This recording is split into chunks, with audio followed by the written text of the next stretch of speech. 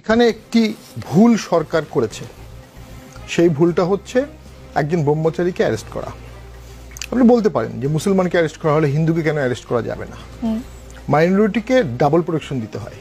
আপনি একই অপরাধে যদি একজন মুসলমানকে অ্যারেস্ট করেন, একজন ব্রহ্মচারীকে অ্যারেস্ট করার ব্যাপারে সতর্ক থাকতে হবে।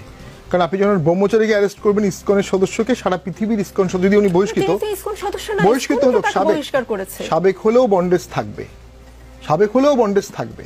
তো ইসকন সদস্য যখন হয়েছে, সারা পৃথিবীতে একটা রোয়ার হবে। আইন তো সকলের জন্য সমান, আইন সকলের জন্য সমান হলেও মাইনরিটির জন্য সতর্ক হতে হবে। এটা পলিটিক্স ইনভলভ আছে।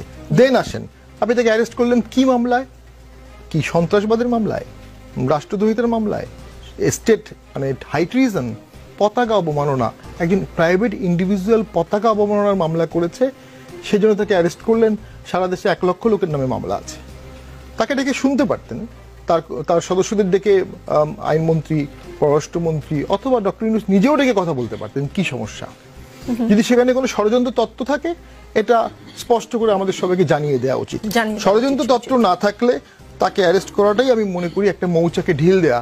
তাকে অ্যারেস্ট করলে হিন্দুত্ব বা ইসকন বা অন্যান্য, হেমা মালিনী আজকে বক্তব্য দিয়েছে সংসদে, হেমা মালিনীর মুখ থেকে চিন্ময় দাশগুপ্ত ব্রহ্মচারীর নাম উচ্চারিত হয়েছে। ক্ষতিকার হচ্ছে, ক্ষতি হচ্ছে বাংলাদেশের। কি কি ক্ষতি হচ্ছে আমি একটা লিস্ট দিব।